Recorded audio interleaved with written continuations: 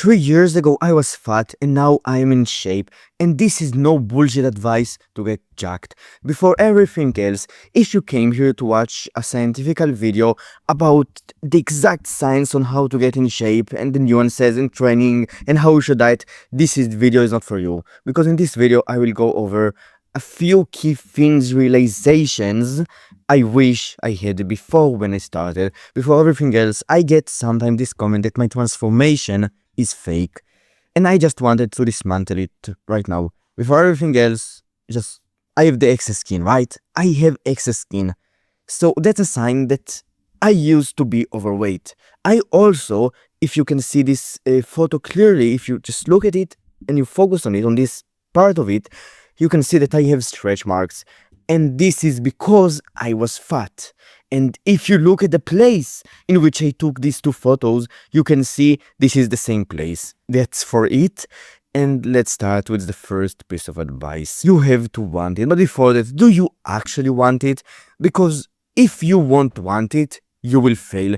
And once you understand how you want it, and I will tell you exactly how you do it, practically in a way that you will actually understand, you realize how to make the act of being disciplined in getting in shape much, not easier, but you actually become disciplined.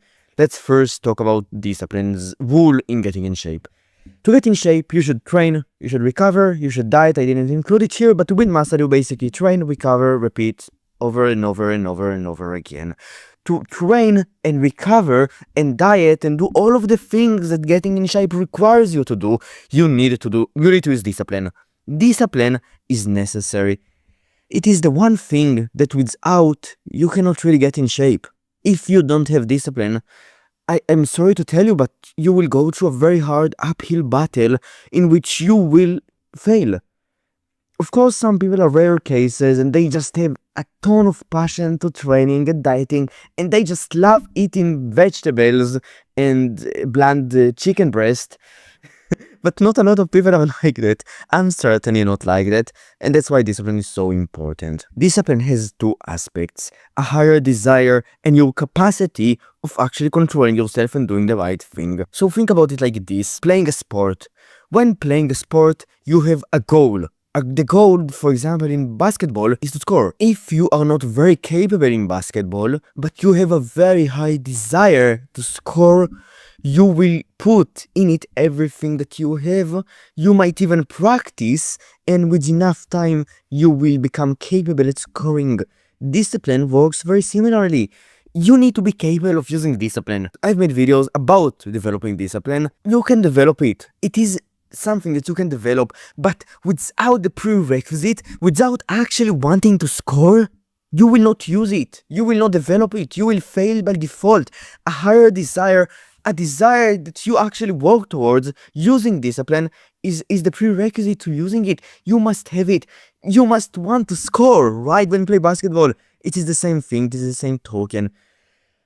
And wanting it is basically associating the fulfillment of a need, of a human need, with that outcome. For example, I had a need, we all have the need of being healthy. You want to be healthy probably, I want to be healthy, and for sure, I always strive for longevity and for just looking better, feeling better, right? Long and short-term health. I perceived the fulfillment of the need of being healthy through getting in shape. I had problems with my feet. I had a hard time walking when I started. I had bad headaches, and now I didn't sleep a lot and I had a lot of brain fog. I perceived the fulfillment of the need of being healthy through getting in shape. And I got in shape, and that's one desire that I currently have. I want to stay healthy. I want to become healthier. That's why I take care of sleep. That's why I eat a pretty good diet. That's why I train consistently. That's an example for a desire, for a higher one. And this is the thing. There are a lot of people out there that you probably don't want to end up like. The people who used to be great in fitness, in finances, in business, in whatever. And then they consistently became worse at it.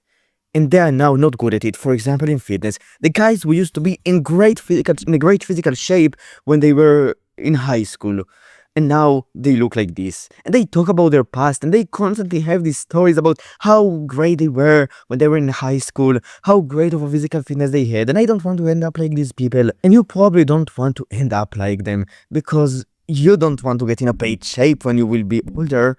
And the way to not end up like them, and the way they ended up like this in the first place, because they lost the association or the need itself between the need and the action and the results and the physical fitness and everything. So one example for it is the kind of guy that in high school wanted to get laid. And the reason why he trained was to get laid. And then when he got laid, and then when he married, he stopped to train because he didn't fulfill this, he didn't want to get laid anymore. He lost this need, right? This human biological need. And because of that, he didn't train anymore. The association was not cut, but it's just that there was no need anymore. And this is how he looks like right now. And then, right, he won't probably keep working on it unless he will find a new need to fulfill true fitness. Let's say in the age of 60, he will get a heart attack, and then he will want to be healthy again. He will feel the actual pain, and then he will have a desire, a carrot in the stick. We will talk about it in a second, this analogy. But you should have a higher desire associated with your goal. And that's the practical step.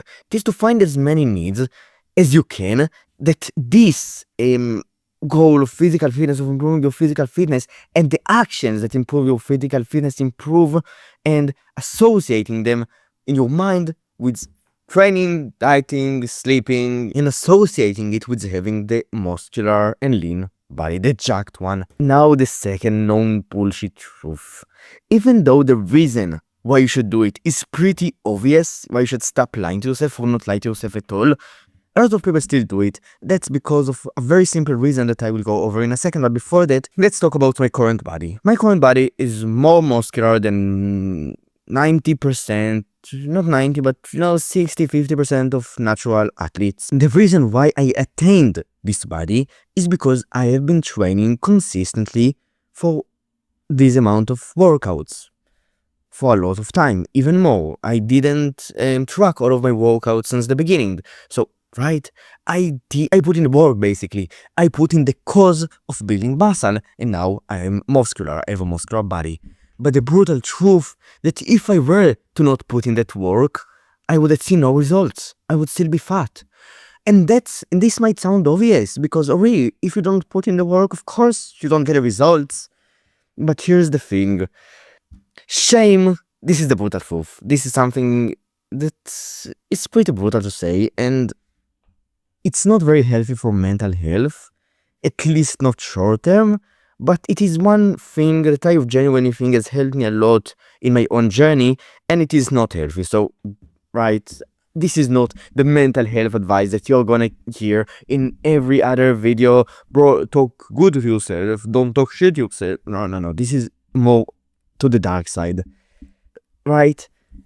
So let's talk about shame. Because shame is a great motivator to avoid doing things and to do things just through running away from it. For example, let's talk about the carrot and the stick. There is a horse, he either runs away from the stick or runs towards the carrot, or does both. Shame is a stick. It is the stick to run away from. It is something that humans don't want to feel. Shame is the worst feeling. That's why it is not healthy for mental health. But here's the thing. When you lie to yourself, the main motive humans have to do it is to avoid shame. Let's say me 3 years ago, after eating 6 or 7 slices of pizza while trying to lose weight, I felt a lot of shame, a lot of it. And I almost indulged in the thought of just masking it, of saying to myself, you did fine, it's okay to fail sometimes. Or just lying to myself and saying, you didn't eat that many calories, bro. There's no way you ate on a surplus today. I almost indulged in these thoughts. But that's when I realized, wait, if I will indulge in these thoughts, what will happen? I asked myself this question, and then I realized I will just go to my bed, I will turn on the TV, and I will watch some anime. Right? Nothing good, nothing productive, right? And then I realized lying to myself is not something that I should be doing right now. And that's when I realized I should be totally honest with myself. And that's when I felt even more shame and worse. And I decided to cope with it, to run away from this shame, because shame is objectively bad. It is an emotion that basically tells you you did something that conflicts with your identity, with who you wanna be and who you are. And I felt it, and I decided to just dwell in it, just sit here and feel it, and say to myself, how do I run away from it? And then I had an idea in mind. I should go for that walk. I should go for a long walk. And then I started walking, and then I felt better. And I felt less shame. Now I had a carrot. This better feeling. So going from shame to less shame was kind of a carrot. And I consistently kept walking. I did it for 3 hours. I burned a lot of calories. I didn't go on a surplus that day, which was amazing.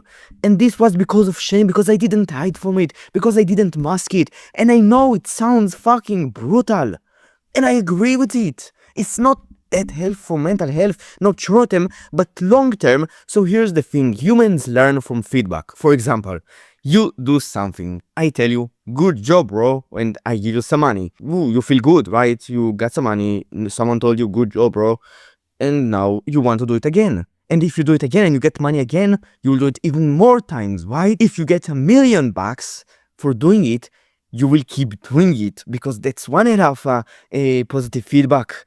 But if instead I would slap your fucking face each time you will do it, you will start to do it very fast, because you don't want to be slapped. And I know it sounds weird as fuck, these analogies, these examples, but that's just feedback. Humans learn from feedback. And shame is a form of feedback that changes behavior long term. And that's why it's bad short term, because it feels bad. It's not good for mental health. You feel bad about yourself. Confidence might even go down a little bit, because we'll talk about it in a second. Confidence is the way you see yourself. And on top of that, right, you will not feel very good in your own skin when you feel shame, because that's basically the emotion that shame is. But the thing is that if you actually deserve it, if you did something wrong, you should feel this negative feedback. You should have this stick coming from behind telling you, don't fucking do this bad thing. That's what shame is. And you should not run away from it. You should not lie to yourself to try so it's not there anymore. You should embrace it, at least short term, and make sure you learn from it. It is a sign that you've done something wrong and you should not repeat it, and then readjust, do things better, become a better version of yourself, and feel less shamed. So I would not sit here and suggest you to just feel shame all of the time and try to amplify it as much as possible. But if you want to actually change your behavior and become better in this area of life called fitness, you should not run away from it. But on the other side, here's just a quick disclaimer. If you don't give a fuck about your fitness, if you don't want to get jacked, you should not feel shame. You should mask it. You should not feel bad about doing the things that are bad in relation to the goal of having a better physical fitness, because you just don't care. And then there is the third thing, and it is that it's all worth it. That's the third non-bullshit truth.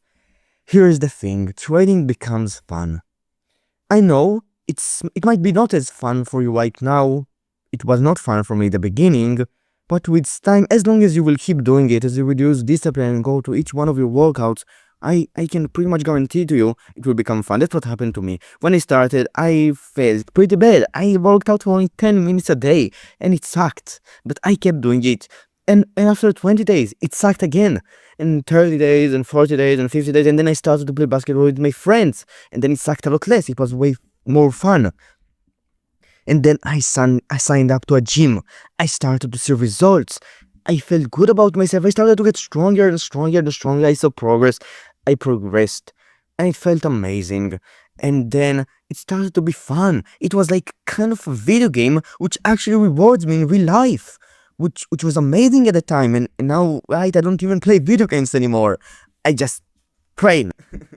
And do other things that reward me in real life. And it's just better, because you get the actual reward. In video games, you get a reward in the video game. You don't become better in real life. But in real life, when you put in the work that requires discipline, you become better in real life, which is pretty much fun. And on top of that, having a physically active lifestyle, in which you train a few times per week, increases the release of positive neurochemicals, and So think about video games. Now, I don't want to shit on video games because I don't want to do it, but it is not a constructive activity in real life. You don't become better in real life by, by playing video games. But fitness, it is a constructive activity. By doing it, you will get a sense of progression. Your health will improve. You will get a neurochemicals release benefit, and you will not do destructive things, right? Not video games, playing drugs, whatever. You will not do the bad things, which will make your life better long term.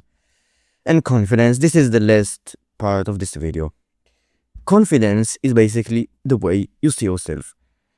Ego is fake, is you thinking of yourself to be better than you really are. It is a fake sense of self. Imposter syndrome is also a fake sense of self. It is seeing yourself worse than you really are. But confidence, it is seeing yourself as you are. And if you have confidence, if you see yourself as you are and you don't really like it, then the way to build confidence, to become more confident, one way is to just accept yourself, come into acceptance with who you are, which is an amazing way. But here's the thing. You should not come to accept your bad physical fitness if you can improve on it, because then you will become better. You will become better, and by extension, you will feel better about yourself. That's confidence. And that is the last benefit of getting in shape that I want to talk about in this video. By showing evidence that you are harder working, by working hard, that you are in a better physical fitness, by being in a better physical fitness, and that you are actually fit, you will have more confidence. Evolutionary psychology, there are some ideas in there that being physically capable is just something that humans are engineered, right, genetically, to perceive as a good trait. Basically, if you are physically fit, you are higher on the social dominance hierarchy, and because of that, you have more confidence. I don't know how true it is. It sounds fairly true, and right, you will see yourself better, you will be more confident, and that's just amazing. I've seen this benefit myself, and that's essentially it. If you enjoyed this video, you can like and subscribe. If you get a full course about how to get in shape, you can check out the link in the description. I will see you tomorrow. Bye.